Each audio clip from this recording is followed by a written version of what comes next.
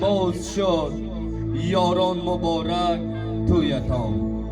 چشمه به چشمه باز شد یاران مبارک تویتان. دل با دل همراز شد یاران مبارک تویتان. لیلای ما زیباتر است، لیلای ما زیباتر است، مجنون از او شیداتر است. آوازها هم ساز شد یاران مبارک تویتان. سلام ایدو سلام ای یاری جانی، سلام ایدو سلام ای یاری جانی. سلام بر منزلی صبح جوانی. سلام ماست پیکی عاشقانه، نشاط است و سرود است و ترانه. سلام عرض می‌داریم به کل شمایان، دوستان و مهمانانی از دور و نزدیک آمده. کدوم یک و یک شما را به این خانه اپی لاله خوش آمدید، نوری دیده تاج بر سر میگیم. دوستان عزیز، ناگفته نماند که امروز این مادر مشفق و مهربان با یک آرزو امید ایستادگری کرده هر یکی ما را به بزم خرسندی فرزندش بهروز جان دعوت نموده است که یکی با سخنهای خود، یکی با سرودهای خود، یکی با رقصهای زیبای خود بزم امروزه را باز هم زیباتر و رنگین‌تر گردانیم. دوستان عزیز، از فرصت مناسب استفاده برده در اینجا شخصا از نام خودم و از نام دسته صنعتکاران تحت راهبری سلیم جان لایق، داماد و عروس امشب را به این روز خرسندی، به این روز خانه آبادی که برای هر یک جوان یک بار میسر میگردد، تبریک و مبارکباد نموده به این دو نوجوان اولا تنیسیت خانه آباد را خواهانم.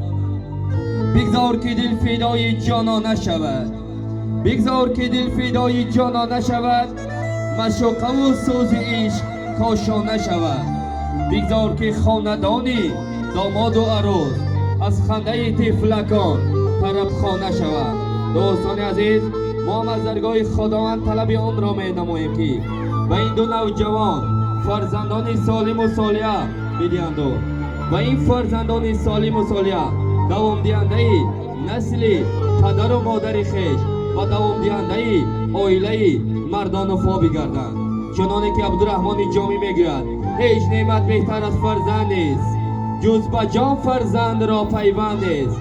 حاصل از فرزند گردد کامی مرد، زنده از فرزند ماند نامی مرد. آمدیم از هر طرف یاران بر توی شما، تا شود چشمان ما پرنور از روی شما. شاد باشید، شاد باشید ای عزیزان، این از مرام زندگی میوزد بادی ما را این لحظه بر سوی شما.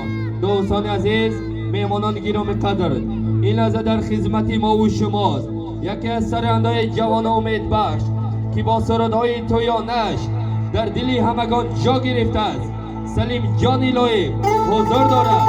با کمال احترام نوبت را به این مرد خدا میدیم. همه مهمانان را به صحنه رقص و بازی دعوت می‌نماییم. مطرب اوج صدا صدق و صفای تو خوش است، نغمه چنگ و رباب و طبل و تاری تو خوش است.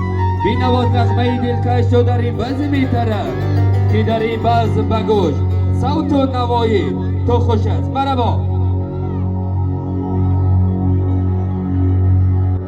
سی چهار تشکر زیاد دوستان سخن